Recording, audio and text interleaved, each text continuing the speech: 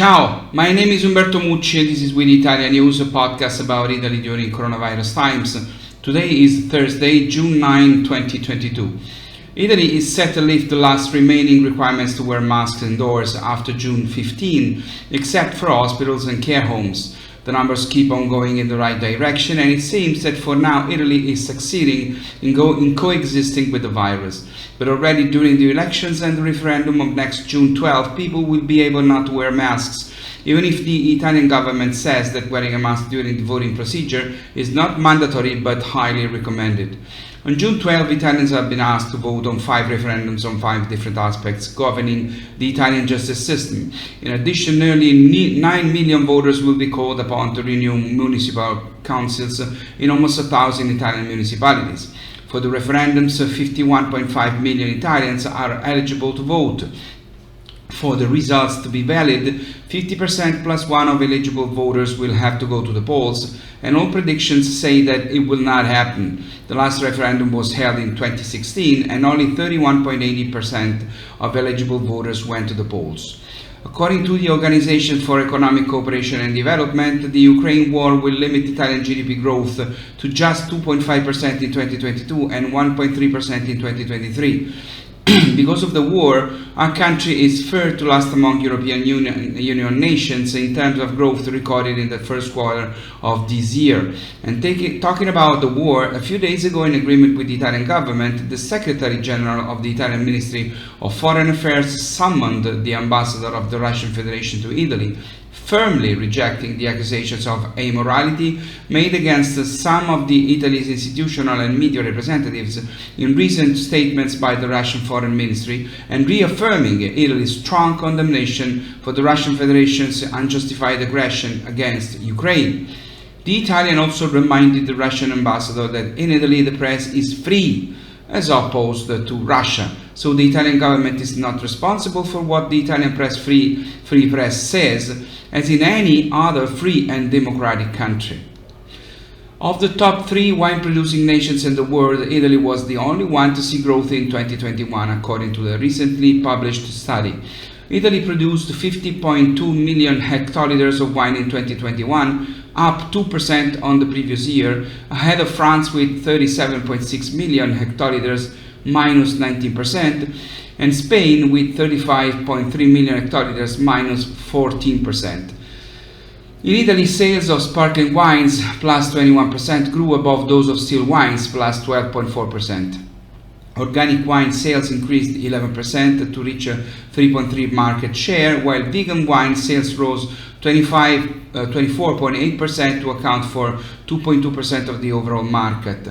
Despite the uncertainties in 2022, leading Italian wine producers expect a 4.8% increase in sales compared to 2021, with exports set to grow by 5.6%. In addition, according to another report, between 2015 and 2020, Italy is third with 689,000 hectares of vines, and together with France and Spain accounts for 3/4 of the area in the European Union. Among the more than 500 main varieties of wine existing in the European Union, 96 are found in Italy alone, whose territory, unlike other countries in the EU, is divided equally between white and red wine cultivation.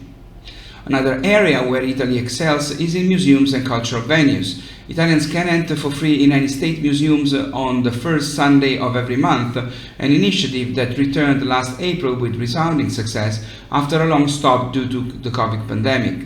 Based on these admissions, we can say that in the top 2 places for popularity is Rome, with the Vittoriano and Palazzo Venezia in first place and the Colosseum Archaeological Park in second. The Uffizi in Florence is in third place, Pompeii Archaeological Park in fourth, and Villa Adriana and Villa d'Este in Tivoli in the province of Rome in fifth place. They are followed by the Academy Gallery in Florence, the Reggia di Caserta, the Archaeological Park of Herculaneum, the Royal Museums in Turin, and the Royal Palace in Naples. And speaking of art, one of the projects in the Italian Recovery Plan is to turn Italy's decommissioned nuclear power plants into art hubs, places to shelter damaged works, to refurbish abandoned warehouse, so that in the face of exceptional events such as earthquakes or floods, sculptures and paintings can be sheltered there for restoration. In the past, in the emergency, we have been unprepared. 5 reference facilities have been identified in Piedmont, Emilia-Romagna, Campania, Lazio and Marche. The just released ranking of quality of life in Italian cities is divided by age group, says Aosta in Valle d'Aosta is the most child-friendly province in Italy, followed by Arezzo, Siena and Florence in Tuscany, and then Udine in Friuli Venezia Giulia. At the bottom of the ranking in the last place is Naples in Campania, then Caltanissetta and Palermo in Sicily, then Matera and Basilicata and Reggio Calabria in Calabria. Once again, unfortunately, the north is at the top and the south at the bottom. The indicators used for this ranking are the number of children per woman, the extent of school gardens, equipped green spaces, places in kindergartens, the number of active pediatricians, number of students per class, accessibility of schools, percentage of school buildings with cafeterias and those with gymnasiums, sports, and the number of reported crimes against minors. On the other hand, as far as Italian young people are concerned, in first place is Piacenza in Emilia-Romagna, and in last place is Southern Sardinia. For young people, the indicators change. There are the number of marriages celebrated, the average age of childbirth, the migration balance, sports areas, the number of municipal administrators under 40, the rent gap between the center and the suburbs, business with owners under 35, the number of bars and nightclubs, the percentage of businesses that do e-commerce, college graduates compared to the population between 25 and 39, and the youth unemployment rate.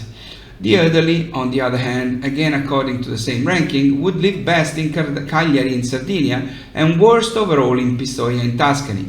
For them, the indicators used were life expectancy at age 65, the number of urban gardens, complaints filed by citizens for noise pollution, public agencies spending on home care for the over 65s, transportation of the elderly and disabled, libraries, elderly dependency ratios, the number of active geriatricians, the consumption of drugs for chronic diseases and depression, and the number of specialist doctors and nurses.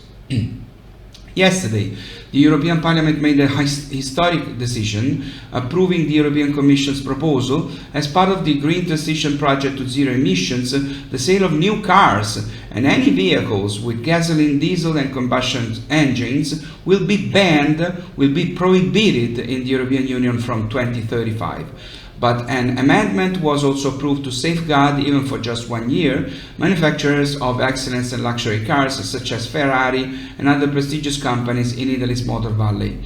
Europe confirms its goal of reducing by 2030 the total CO2 emissions of the European economy by 55% compared to 1990, and then aiming for total climate neutrality in 2050, as envisioned by the European Green Deal. After yesterday's decision, the next important meeting on this issue is at the end of June, when the European Council, where the member states sit, will meet.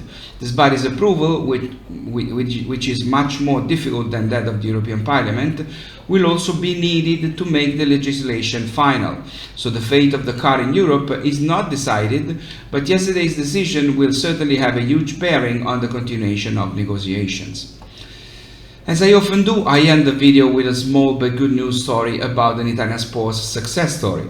This time we are talking about water polo. Once again, the best European men's water polo team is Italian. It is Pro Recco team from the small Ligurian town of Recco, a tiny town of 10,000 inhabitants on the Riviera di Levante, not far from Genoa. The Italian team won the Champions League, the most important continental tournament, winning it for the second consecutive time and for the 10th time since 1965. Pro Recco is the most titled team in the world in water polo. The trophies won this season have further increased the gap between Pro Recco and other teams, both in Italy and abroad. The last championship won was the 34th in Italy, 23 more than the second most titled Italian team, which is Posillipo in Campania.